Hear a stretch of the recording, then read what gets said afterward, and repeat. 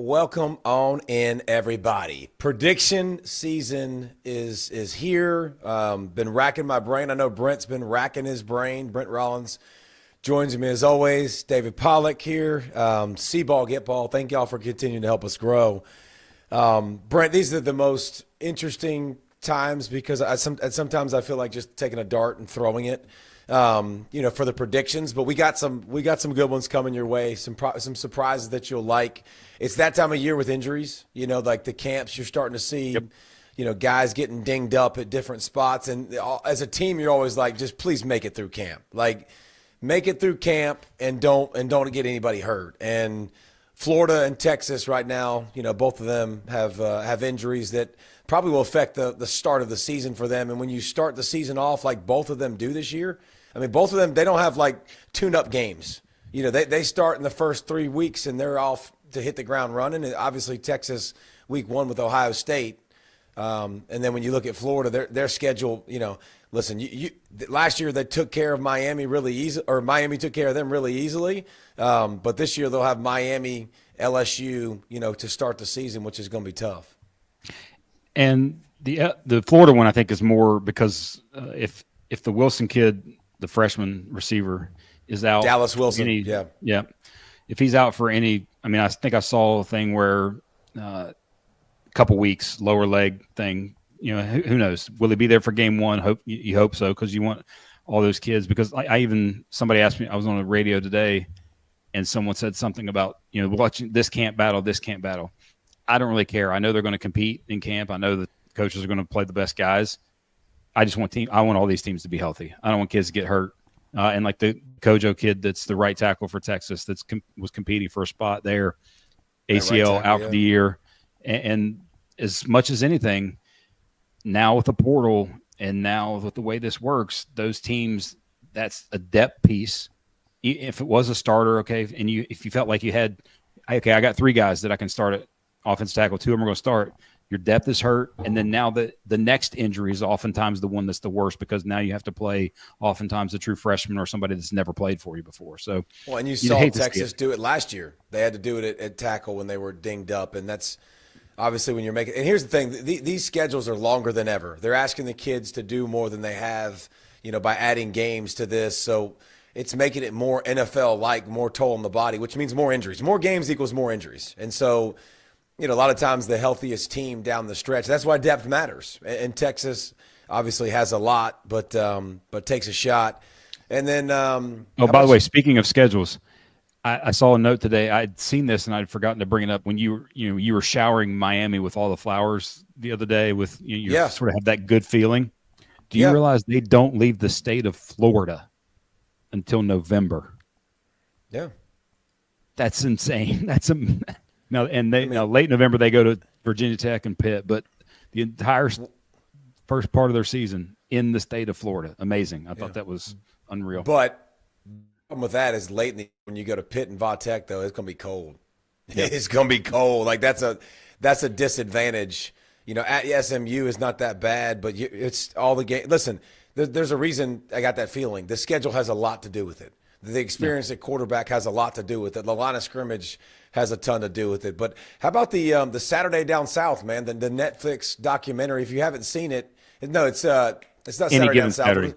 Any given Saturday, just the takeoff from any given Sunday. Man, if you're ready for football, and you're getting in the football groove, and you want a little bit of that in your veins, Netflix does it for you. I mean, it's going through the different teams. It's showing the different atmospheres, and it feels like it's game week. And I thought the coolest part was they took you behind the scenes during some of the biggest games and the biggest upsets. And so, you got to see the coaches. One takeaway from me, one of the biggest takeaways is, you got to see Billy Napier in the fire. With crosshairs looking at him after the Miami game. Billy, you're a bum. You're a bum, and some stuff we can't say. On television or on a podcast, we won't say. But just to watch his demeanor, and I'll tell you this, from watching, and we'll take this piece by piece so we don't exhaust everybody with all of it, but to me the big winner was Florida. Watching Billy Napier, I would feel good about the dude that is the same in the storm, out of the storm, in the winning, and then I would feel really good about DJ Lagway. Because if you didn't know his personality, I didn't know his personality. Like, learning about his personality, that dude, he's honest, he's a flatliner, he's open. Like, he is everything you want in a big-time quarterback. And you also saw the dynamic with Graham Mertz and probably why Graham Mertz had the starting job. Like, that's what's so cool, man, giving you a behind-the-scenes look at personalities, because personalities matter for coaches. Like, having a leader, having a guy, a voice, somebody that holds everybody accountable, that brings juice. And when we get to Pavia down the road, the definition of juice. I thought it was pretty cool behind-the-scenes look that you probably want to peep out, everybody. Yes, and with Lagway, by the way, he also plays with his own team, and he was using himself as the quarterback on the college football game. I thought that was interesting that they showed him doing that. It wasn't like he was playing with another team. Yeah, you should. Did you see? Did you see who he was playing? I did. I think he was playing Georgia, right? When they played. He was playing Georgia. Yeah.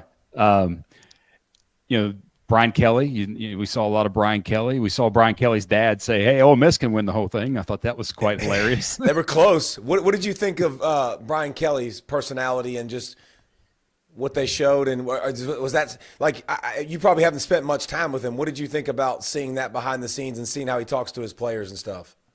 The political background seemed kind of appropriate, I guess, in a way. He seems very, very politician-y oftentimes. I did like one of the quotes he had, "I need to be demanding but not demeaning." I thought that was at least one good thing that I think he stood out toes for that me. line pretty well. I mean, and unsuccessfully at times. We've seen him on the sidelines. But it's one of the things where you watch LSU and you see that. It's literally the same story this year. The same things. We got to win game one. Our defense has to get better. It's a repeat, and you're just seeing it as it played out last week's, or as it played out last year. So, he was interesting. Beamer was who I thought he would be. I did think it was interesting that their house was in a cul-de-sac, not by itself. Like their neighbors were right on top of each other. I thought that was just random. But Sellers was a good personality to get to know. The steak place, and then Chick-fil-A and Wingstop. Those were the three that he said. Those were the only three places he eats. So ain't nothing wrong with that. Find a place that you like, stick with it. I'm all for that. I thought Sellers' personality kind of gave you a little something into it too. He's an underdog. He's got that it. He's got the chip on his shoulder, type of a guy. And then Beamer, Beamer's fun. Like the one thing I've always appreciated about Shane when you're around him, he's fun. He's you saw him taking his he showed this superstition, taking his family to eat somewhere, and they're like, we don't change. If we win, we don't change. But again, losing to LSU when you're up 17-0, and you should have won the football game, conveniently left out a few plays in that game, by the way. Yes. Netflix didn't show a few penalties that were very controversial. Yes. But just like, and then watching him talk to his team. And I find that part really cool. And I think fans will find that part really cool. Like getting behind the curtain, like what do these coaches really say? And then when we get to Vanderbilt next, it's super interesting too. Whenever we do that the next show, we'll probably go through some of the other teams. Yeah. But Beamer fun, South Carolina, with him, it'll be intriguing, I feel like. And then with Sellers and his personality. What was on Sellers' helmet? You pointed out this to me earlier. What was? Did you notice that they had a GoPro? It looked like it was a GoPro on the helmet, right in the middle of his helmet. So I'm assuming they're downloading this and watching his eyes and seeing where he's looking, and where he can review what he saw versus what he should have seen, that kind of stuff. I thought that was I've never seen that on a quarterback's helmet. I mean, I've seen variations of that, but not that specific. The GoPro right in the middle of the helmet. Technology changes so much, man, and it just – it's so helpful. Like they have the VR goggles now too that you see that they put them on, and they can literally choose the defense, and they can have a guy blitz, and it's just like very much it's getting mental reps for the quarterback to put them in a position where when they're on the field you can do it. Jaden Daniels talked about doing that and cranking them up hyper speed.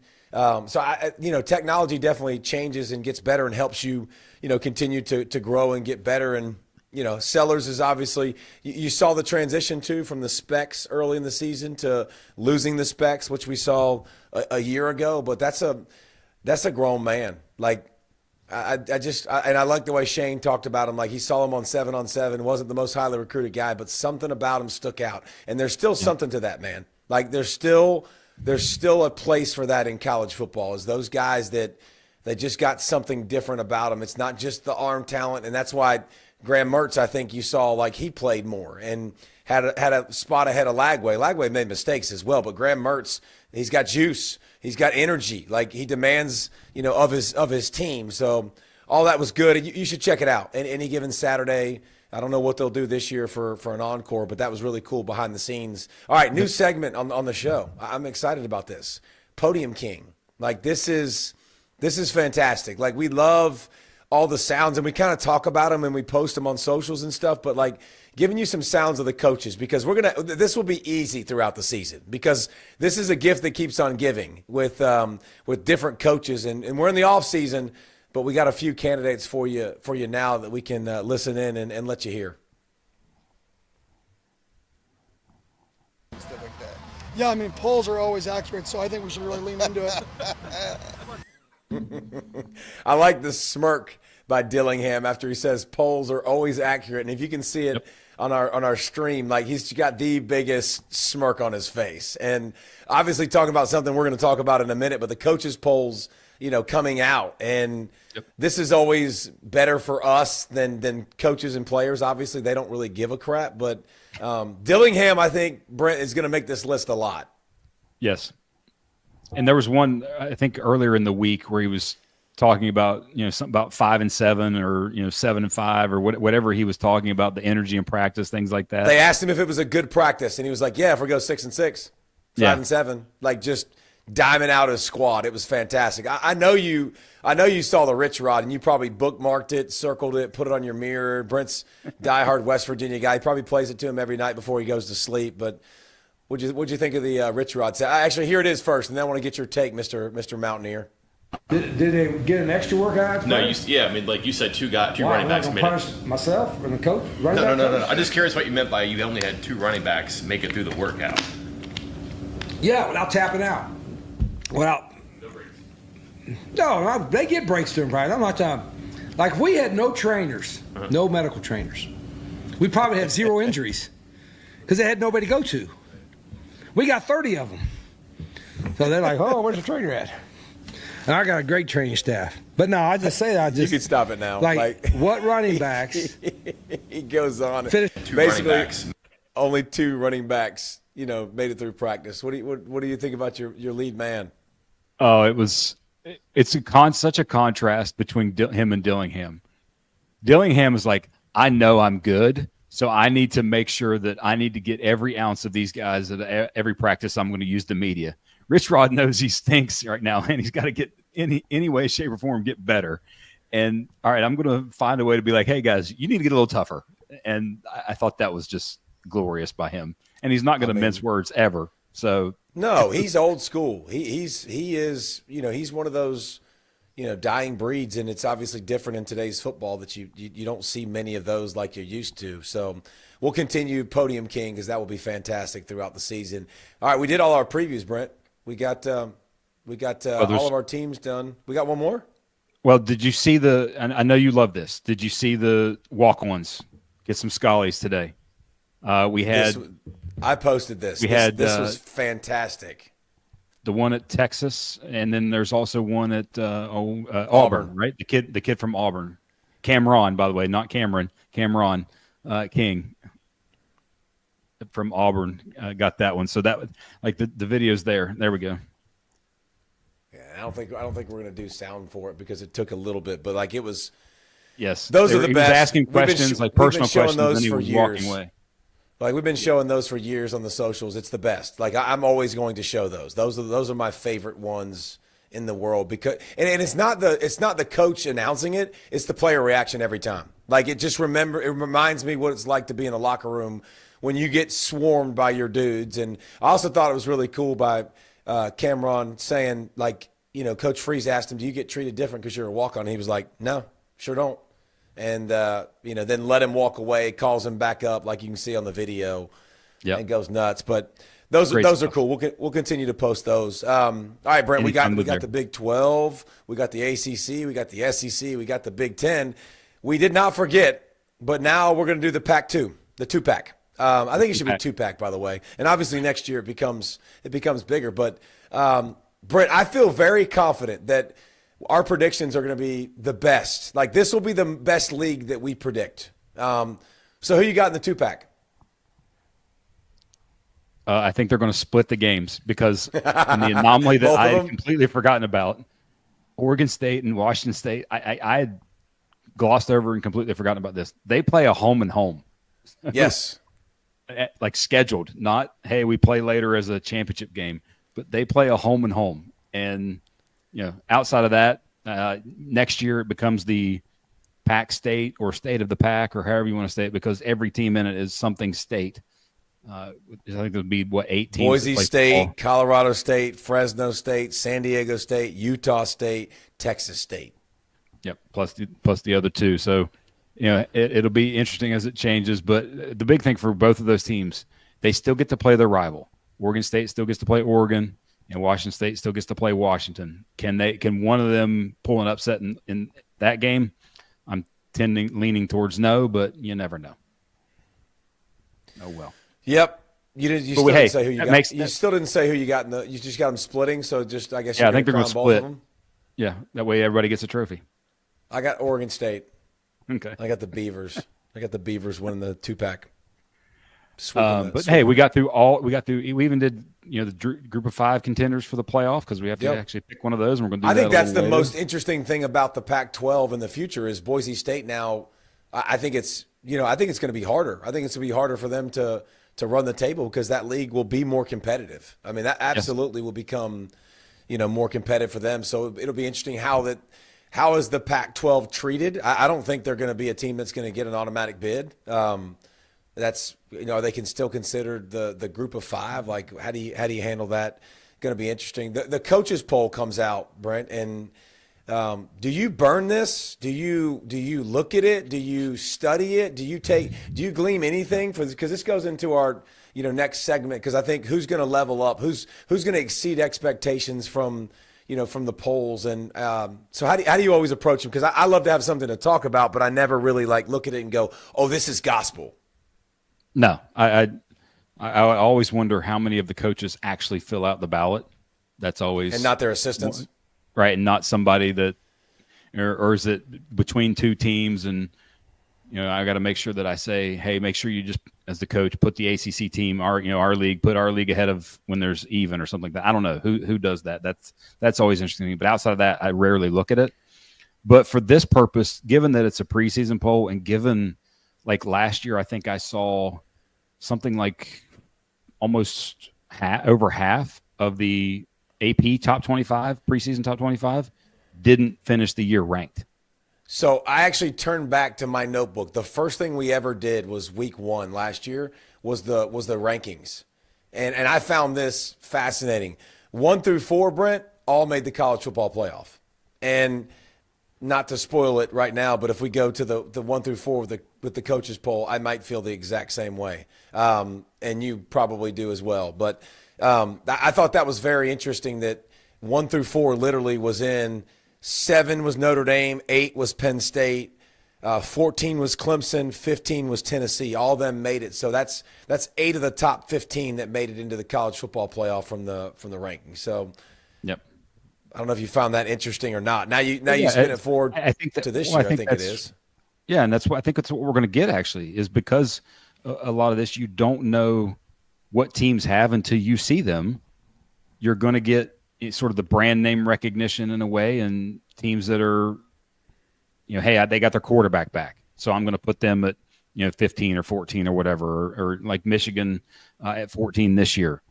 It's mainly because of some of the stuff from previous years, not necessarily what you saw a year ago, and you think, oh, they're going to be better with the quarterback. But the overachiever part, I have some interesting thoughts on that. I know. I looked at it. One quick thing real quick before we get there. Okay. I found this. I'm from the South. I found this fascinating.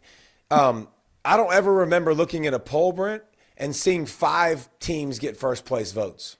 I don't think I've ever seen that. That was kind of an indication of me like where college football is. Like you literally got 5 teams that got first place votes, and you usually see, it's a majority with one and then another team. Yep. Like last year it was like all Ohio State and Georgia. Yep. Like it was those 2 teams. So to have, different teams getting first place votes. I mean, Penn State got 14. That's a lot. Like that's not a little. Ohio State got 20, Texas got 28, Georgia got 3, and Clemson got 2. So I think that's pretty fascinating. I think it shows us where you're at in college football. Like there's more depth, there's more parity. Like at the top, it's not as cookie cutter as it used to be. No, not at all. All right. So who was your first one that you outlined as hey, they're going to way overachieve where they're starting from a ranking standpoint? I've got 4. Okay, well, I got several too. I go down to the very bottom, and down at the bottom, I don't know if you've seen the poll, the people that haven't. It says others receiving votes. That means there's other people that are getting votes, that are not ranked. So they don't even grace the rankings. And if you go way down there, you see a team called Utah, the Utah Utes, and I don't get that. Like Utah. Kyle Whittingham has had 2 losing seasons in the history of being there. Last year was one of them. They played 4 different starting quarterbacks.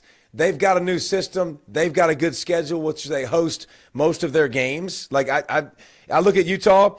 Last year they were 1-5 in 1-score games. 1-5. Not going to continue. Like Kyle Whittingham, two losing seasons in 21 years, Brent. They're finishing with I would be surprised if they don't finish with double the wins they had a year ago. If they don't finish with 10, like with their schedule, with their team, who they are, their lines of scrimmage, I think Utah is going to end up in the final rankings. So they're 30th right now if you actually sort of keep ranking them through there. And 3 of the ones that I pointed out are lower than them. Okay. I think so. 3 teams for me. Iowa, who is 33rd, we've talked about Gronowski and him being there and their lines of scrimmage. And by the way, I saw where Iowa football posted a Gronowski highlight today, and everybody's like, "Oh, Iowa's going to be something, Well, we've been talking about him for like a month now, but their lines of scrimmage is going to be some of the best in both offensive and defensive line.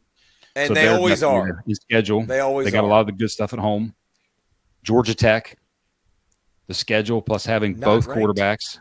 They are 37th, and then Nebraska is 39th. If you faith in Matt Rule, Raul Leap, and then also their schedule, I think all 3 of those teams are going to end up in the top 20 potentially. So that was 3 of my 4 teams that were below Utah. And I got you one in there too. Washington. Like, if you don't think Washington's gonna, okay, Brent. And I'm going to ask you to do this off the cuff, so I'm not going to hold you to this. But I just was thinking about it when I was looking at Washington, and we've talked about them a little bit with Damon Williams being a stud, like a dual threat stud. Coleman is a bad ace at running back. Like that's a bad mother. Shut your mouth. And you got Boston. Like if you think about across college football, how many better trios are there than that? And I know that's like.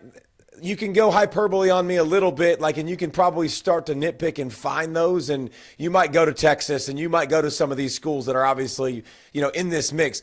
But I'm just telling you, that's how I feel about Washington. And Ohio State's going to be there probably with Jeremiah Smith, who's ever at running back, and listen, but known commodities with Washington. Those guys are bad aces. O-line was not good a year ago. It's got to be better. Year 2 with Jed Fish, the schedule. Bro, Cephas, look at their schedule. Ohio State Washington, at home. And guess who has the second longest winning streak in the country at home? Washington. Guessing Washington. Yeah, I know Georgia behind won. Georgia. And if you've ever been there, that place is freaking awesome. It is incredible. Not the capacity of some of the teams in the South, but unbelievable that they host their toughest games at home, Ohio State, Illinois, Oregon, and they got to go at Michigan. They got a 4-game season that, those are the 4 big ones. But I think from 6 and 7 a year ago, they're going to be plus several. And I got one.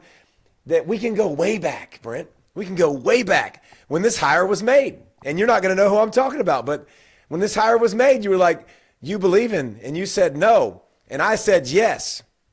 You know what I'm talking about? Chapel Bill. Give me Chapel Bill, because like when we did the schedules, like, do you see Chapel Bill's schedule? Do you want to pull that up? Like, holy cow. Like, there's not many better schedules in all of college football than North Carolina. Like, do you have it pulled up? Because it is unfreaking believable. And let's talk about them. Like, enter the winningest coach of all time. Like, you know good and well, Belichick has always been the guy that, like, I'll take away your strength. I'll make you play left-handed. I'm going to build a team on no mistakes, right? Like, don't make mistakes. Don't screw it up. Wesley, get ready to pull up North Carolina's schedule, because it is worth pulling up. It's TCU, and then at Charlotte. Okay. Richmond so at home. Stop. TCU is the second toughest game on this schedule. Like, yeah. Now I want you to read North Carolina's schedule, Brent, and I want you to tell me how they went 6-7 a year ago, how they're not going to win 8 games this year. There's a lot of W's on that schedule if they're competent. Read it out. Yeah, we got at Charlotte, Richmond at home, at UCF, and then at Cal, at North Carolina State, which is always to me a toss-up game, rivalry game. Clemson at home, loss. Duke. Let's see. Stanford at home. Oof. What am I looking at? Just keep going. Stanford, Virginia, Syracuse, and Wake Forest. Oh yeah, the dates are off there. Yeah, Syracuse. Like, and Wake Forest. just. I mean, Chapel Bill. They didn't get a vote. I was looking to see others receiving votes. They got 0. They got 0. So this was my guaranteed to be in the polls at some point, and they got 0 preseason looks. And I mean, that's overachieving. That's the definition of overachieving. That's right the definition of overachieving. Like, it's going to be a good season. And I think that builds on itself too with them. And, but Gio Lopez, Max Johnson, whoever that is, like, I feel confident they'll be like, Lopez was really good at not turning the ball over. Like, I think that's probably one of the things Bill is going to appreciate the most. He's also got wheels. Like, I can't see a world where North Carolina's not an 8-win season this year, which is going to be at least +2. Somebody said don't give any credit to the ACC, and they didn't deserve a vote. Also, somebody said Texas Tech, the one ID EST, whatever that means. Texas Tech shouldn't be ranked. I'm going to disagree with that one. I think they should be ranked. Their quarterback's back, plus they added talent galore and spent a good bit of money. The other question I wanted to ask. Oh, by the way, the one that I had. Did you have any others? No. Well, another team that I think is going to be like I was. How about this? I was surprised that Michigan after last year was 14. I thought they would be a little bit lower. Now with their schedule and obviously winning a Natty 2 years ago, but I think Michigan's going to be +2 this year. Like I think they're going to go up in the win column just because of. Last year the passing game was so putrid it was ridiculous. By the way, just put this in your pipe and smoke it real quick. When you think about Michigan football a year ago, Ashton Jeanty rushed for 1,000 more yards than they passed for. Like they chose like 3 or 4 quarterbacks to incompetence. Do you know who they ranked ahead of in FBS? The service academies, and that was it. And they were 8-5.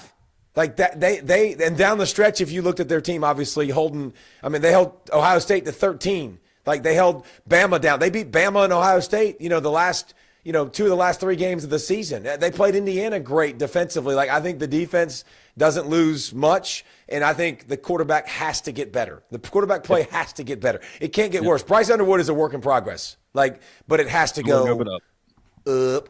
Michigan. Two other quick comments. One, like if people haven't looked at Georgia Tech's schedule, there's a world where they're 10-1, getting ready to play Georgia in the Benz with it's a pretty nice schedule.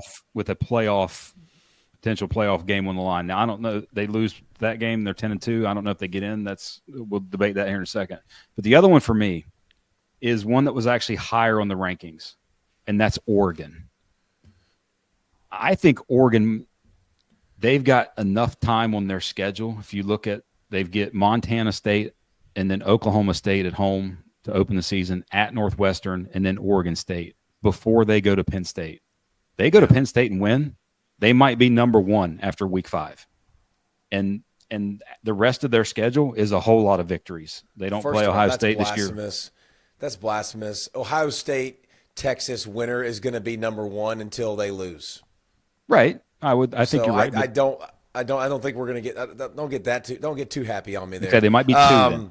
They might be 2. No, we'll give you 2. But and then they got Penn State, Indiana, and then at Iowa, at Washington, which is tough. But yeah, it's definitely a good schedule. And Brent, let's be honest, like Oregon, if you haven't put them in this category, then you need to. Like you're behind the times. Oregon's in the category with Ohio State, with Georgia, with Alabama, with Texas. Like Ohio State, they reload. That's what they do. Like that's who they are. The way they recruit, they're not the team they're not the team with the flashy uniforms anymore. Like they are very much with the big boy pads and gonna win a natty in the next 3 or 4 seasons. Like they're that kind of good. So one other thing before we get to actual picks, and by the way, I agree. I think that they are very much in that category. So last year you had 9 through 12 in the preseason poll was Michigan, Florida State, Missouri, and Utah.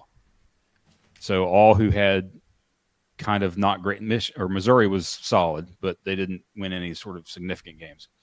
Yeah. But is there anybody in that range this year that's okay? So I'll start at Alabama at 8. So Alabama's at 8, LSU 9, Miami 10, Arizona State 11, Illinois 12, South Carolina 13, Michigan 14. Is there anybody in that realm where you're like, they're going to be the one who kind of underachieves the other side of this coin?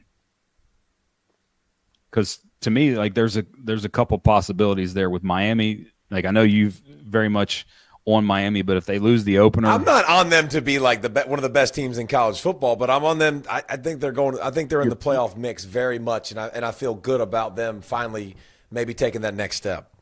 LSU is another team to me that could see itself fall back. You know, you lose that opening game, the rest of their schedule. So much, so much to blend into with transfers, and I just there's a lot. South Carolina lost a lot of NFL level talent. You know, I think the Norse can keep them up there, but you know, maybe not. Maybe he gets dinged up, and those kind of things. So those are teams to me in that range that might take a big fall. I think it's South Carolina. And I don't think it's that South Carolina is going to be a bad football team. I'm not saying that, but like that defense, man, was so good. I mean, at defensive tackle, on the edges, like safety, linebacker, and just to have to reproduce or to replace all of those guys, and those are also like those are senior leadership guys that have been in the program and been around, and you know I know they started to believe, and you could watch them believe throughout the season, but. And then you got to play at LSU, you got to play Oklahoma, you got to play Bama, at Ole Miss, at A&M. That's just a stretch. Like that wasn't the whole schedule, homie G's. That was literally a 5-game stretch of who they have to play. They have to end with Clemson. Like they got to play Virginia Tech at a conference. You know, like it's a pretty tough schedule. I believe in Lenore Sellers, the athlete, and who he is, but Raheem Sanders, Rocket Sanders was a baller, and he's gone. And like.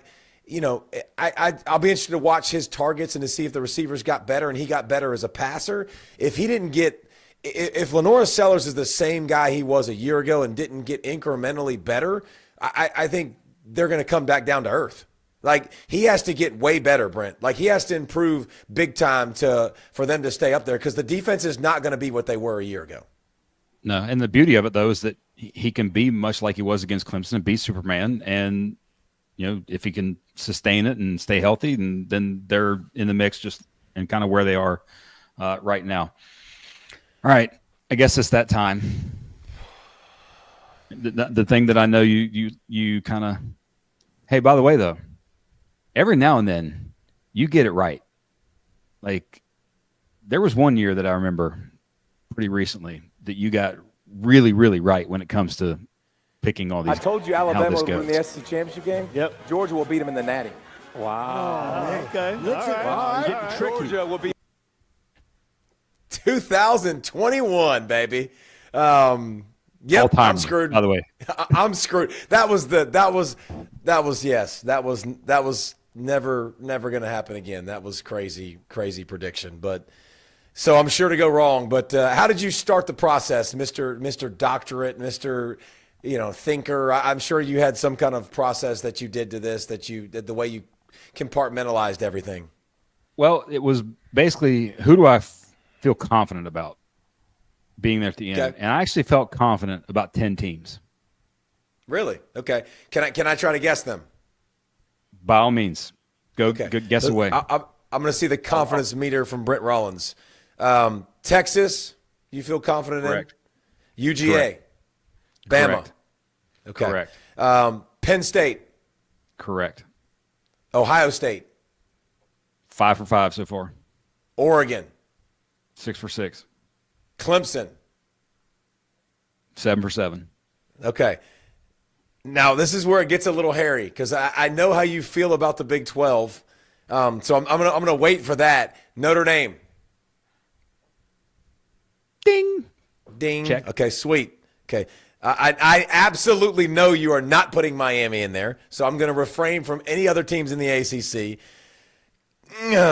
I'm going Arizona State next. Check. Winner. So that was 9? That's 9. Okay. All right. Oh. By the way, those are the 9 teams I think can win the whole thing. Yeah. And then the 10th one was the group of 5 team.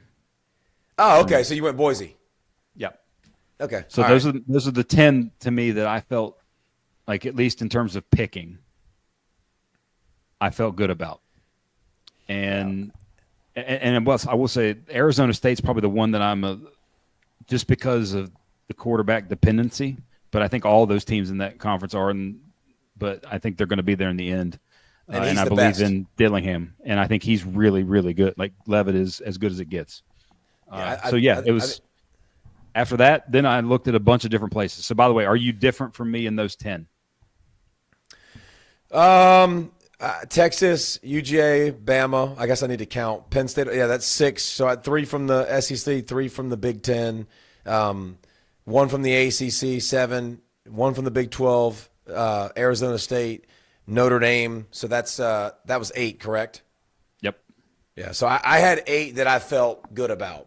I did not. That's 9 actually. If you put was that Arizona 9? State, Okay. that's 9. I had 9 that I felt good about. The other ones, I don't know about Boise as much as I'm not ready to crown them by any stretch. But I'm going to put them as the next one in, so I'm good with that for you. Like I'm good with predicting that and staying on that path. But now it just gets, to me, it gets messy. Like now it gets. There's so many ways you could go. Like there's so many ways you can go now, and there's so many teams that now to me it starts to get into schedule. Now to me, I think there's several worlds too where there's some schedules that are front loaded that people can get hot to on the back end. And if you get hot on the back end, are you that team that's trending in the right direction? The head-to-heads. Like I think Michigan and Oklahoma head-to-head is going to be fantastic. Like I think that game is going to freaking matter a lot. Like a lot. I think actually it matters more for Oklahoma than it does Michigan, because it's not a conference game. And to me, it matters for Oklahoma and the confidence in who they're going to be because it's at home. Because if you win that game and take care of business at home, it gives you that extra realm of confidence going into SEC play. Yeah. And they just need a little of that juice early. And, while everybody's breaking in all these new players and new things, Mateer's new, but Arbuckle, his OC, is not. And coming from Washington State with him is such a big deal, man. And then, getting so many guys back from injury. Oklahoma's one of those teams that I didn't put them on the underrated because I assume the way we've talked about them already, like we already have high hopes for them. Like they weren't in the top 25, which was kind of surprising. First time since '99, I think. Yeah, and it's kind of surprising because I do feel like they're going to be team very much good enough for that. How do we go about doing this next process? Because I'm not going to lie, I started circling a bunch of teams that I think could do it, I got several. Like there's several in the next level in the SEC. There's several in the Big Ten. my Miami pick is very much alive. Like, I think Miami is in that mix with their schedule. I did not have a thought process about the Big 12 and putting another team in. I debated it, but I do think, with their schedules and the way they all play each other and the way the games are always competitive, I kind of narrowed that down to one. So I was kind of debating between, Miami, and then I don't know if this team's in the mix for you. Is it or not? You tell me. Is A&M in the mix for you? They were one of the ones that I considered, yes. Because I have A&M very much in the mix, and I think they're going to be a problem this year. And I think with their lines of scrimmage, I'm going to expand on it. I think with their line of scrimmage and their run game, and here's what I like about A&M: they get Notre Dame early. I think that's a good thing. Like, I think Notre Dame's got a lot to figure out with who they are. I think they can beat Notre Dame early. They've got Auburn at home. They've got Florida at home. They got to go to LSU, which is really, really tough. They got South Carolina at home, and then they got Texas at the end of the season. Like, if they lose 3 games and they run the rest of that schedule, like, I think they're going to be in the college football playoffs. So, like, that was a big point of emphasis for me when I was looking at them and Texas Tech and Ole Miss and Florida. Who was the other teams you were concentrating on? Well, you asked. I think the interesting thing you asked first was process. So if you're going through this and looking at, okay, how do I want to pick this? One, I think if you look at a conference that might get 5 teams versus a conference that gets 4, the Big Ten to me is the one that might get 5 because of the way their schedules work, and you might get more 10-2 Big Ten teams than you would SEC teams. I think the SEC teams are going to beat each other up a little bit. So I was looking at, all right, is it a 5th Big Ten team, the last spot, a 2nd ACC, a 4th SEC team, or a 2nd Big 12? And I think you're going Big Ten. So one of my final 2 is a Big Ten team, and I actually ended up splitting SEC and Big Ten and giving them each 4. Okay. So can I guess? Go for it. Illinois. Yes, because I wanted to be a man of my word, because I said that earlier in the offseason. We had Coach Bielema on, and we were talking about it, and I just kind of went with it. But I actually thought more about this and looked at their schedule and really sort of think, and because one of the things with their schedule, it's front loaded in terms of the harder games on their schedule. Very much so. At Duke, at Indiana, USC at home in 3 of the first 5 games. Yep. And well, what do you want if you have harder games in the beginning? You want a veteran team, and that's what they are. They're a veteran team, and the ability to handle those things early, like going to Duke in early season, still breaking Mensa in, that kind of stuff. So I'd said it earlier, so I'm going to stick with Illinois, because after that, by the way, after USC, yes, they have Ohio State and at Washington, but at Purdue, Rutgers, Maryland, Wisconsin, Northwestern, all should be dubs. I feel kind of confident about their last 4-game stretch, and that's where I was alluding to earlier when I was talking about, like, they got an opportunity to finish strong. But here's the thing: I think it's between them and Indiana. Like, obviously, not both are getting in, and you didn't agree. You shook your head a little bit, because I think Indiana is going to be in this mix. I really do. I think Indiana. When you look at their schedule and you look at their team, Indiana's got a ton of experience back. Like, they're not replacing their whole team this year. And I know Rourke was really, really good. I think they're going to upgrade at QB for Indiana. I really do. Yeah. I think Mendoza's better. I think he's a bigger version, a little bit more athletic ability. I think more durable, had probably a little bit more experience. I just think he's going to be better in that system. So Old Dominion, Kennesaw, whatever this other one is, and then Illinois at home. They got him at home early in the season. They don't leave home for the first 4 weeks, and then at Iowa, at Oregon. And that's where Indiana, the big thing for Indiana is you've got 3 in a row that are tough games. And can you come out of that and beat 2 of the 3? And then you can still lose to Penn State, because you got Michigan State, UCLA, Maryland, Wisconsin, and Purdue down the stretch. Like, that's, golly, man. That the only reason I went there against them because I think the at Iowa game becomes one that's very losable in a way. It's a tough place to play. And Oregon playing both Oregon and Penn State, whereas Illinois only plays Ohio State. Yeah. So, but it could come down to this decision could come down to who wins that game, Illinois, Indiana. That's going to be one that we're going to talk about. So that was my 11th team. And then I had one last team. And I think this is the one that I told you that might shock you a little bit. The dramatic pause was fantastic there. I like that. You need to do that more often. I'm going to go Lane Train. I think he gets it right this I like year. it. And the thing that I think about more than anything with this team is I think Austin Simmons is going to be a baller. Like first round pick type guy that everybody wants. That the NFL is just sort of drooling over at the end of the year. And when you look at the little bit of data that you've seen, I think he's going to help them in the drop back game.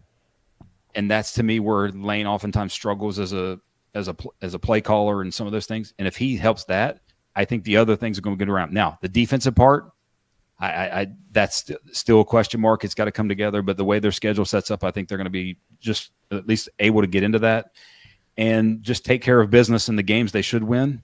I think they put so much emphasis on that Georgia game last year that they kind of it became a tunnel vision with that game. Oh, yeah, but it was something that he had talked about. Hey, offseason, we talked about beating Georgia, line of scrimmage, all that stuff. And I think he's finally going to get it right and get them into the playoffs, and they take in their schedule. I think that's the other part with it is I like their schedule and the home games that they have.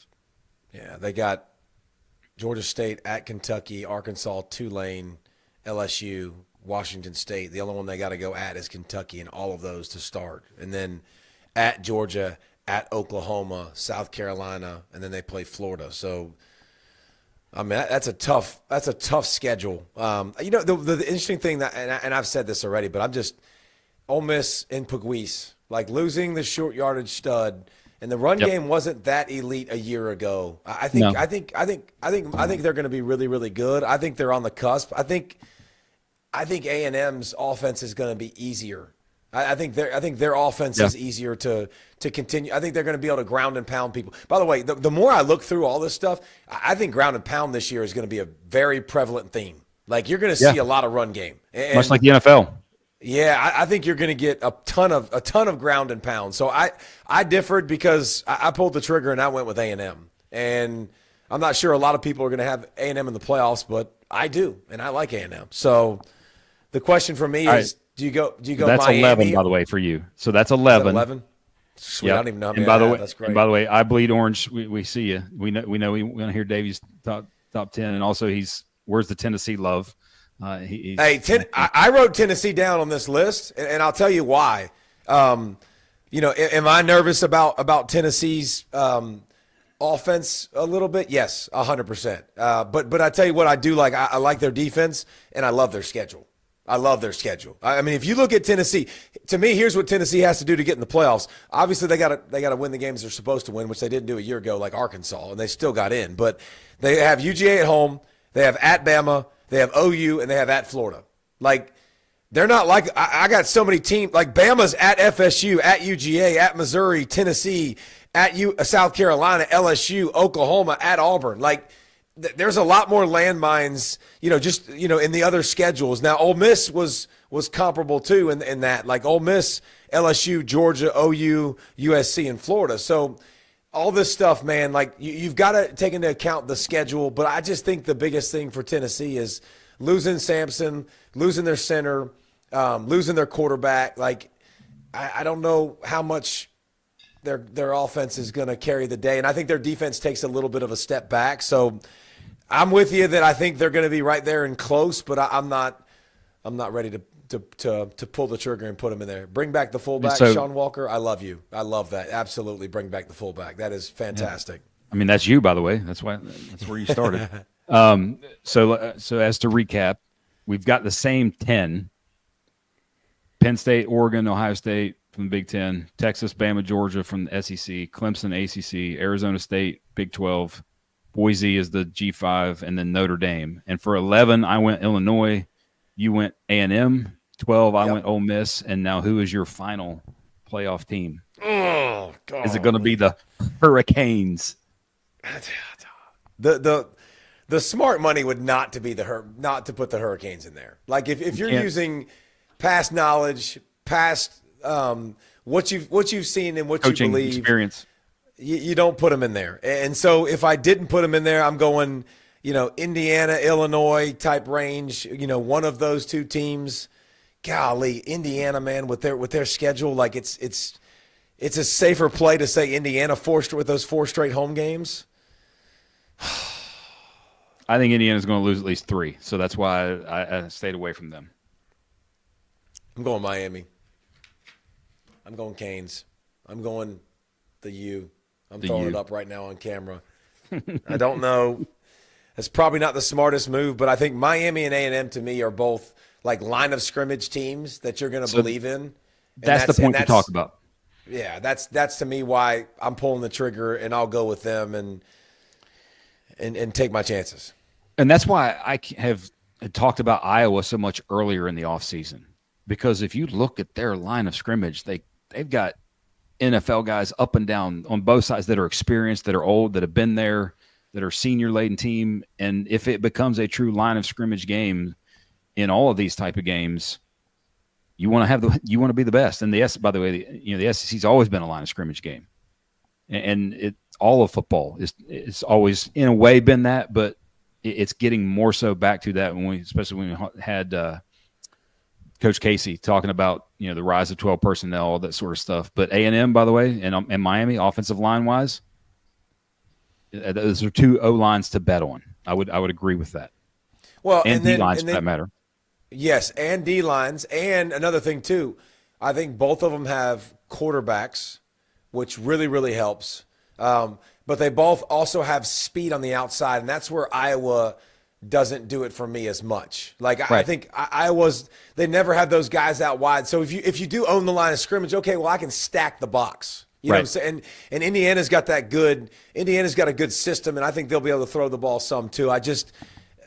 I literally boiled down to the trenches, and I think if I'm going through my whole list, it's a very common theme. And we'll pick next week we'll go to the winners. But are we going to pick every game? And hey, now that we're going to do some like fancy cool graphics and stuff now, and like now we can do all kinds of cool crap, and can put this up on a graphic and share it so everybody can crap all over our brackets, which is fantastic. I do like the progression, by the way. We had a nice little Monday we looked at the teams that actually we think can be in the playoff mix.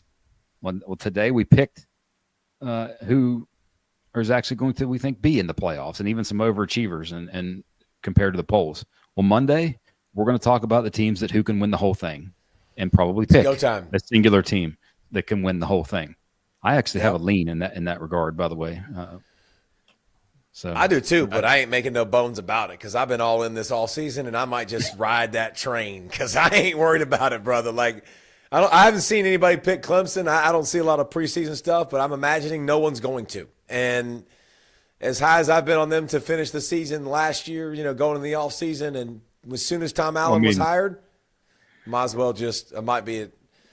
In terms of all right, programming it to content, by the way, you did a horrible job of leaving no time stone unturned for Monday. You kind of may have preempted what you're going to say, but Bear was against you, by the way. I saw that the other day. Bear's kind of like, hey, where's Wild? Felica texted me and said, don't believe the Clemson, don't do it. And I was like, shut up. Like I'm not listening to you, Bear. And now listen, Bear's right a lot, but all right, next week, boys, join us next Monday. And then once we get to the season, we'll start doing Saturday night, live recap. We'll do Monday show. We'll do Wednesday show with a guest, and then we'll do Thursday picks. And so we'll have even more shows for you. Thanks for all you guys signing, subscribing, all that stuff. We're growing like crazy, and we really appreciate it. And we'll pick some winners next week, or at least give you some picks to go opposite of, and use as toilet paper. So see y'all next week.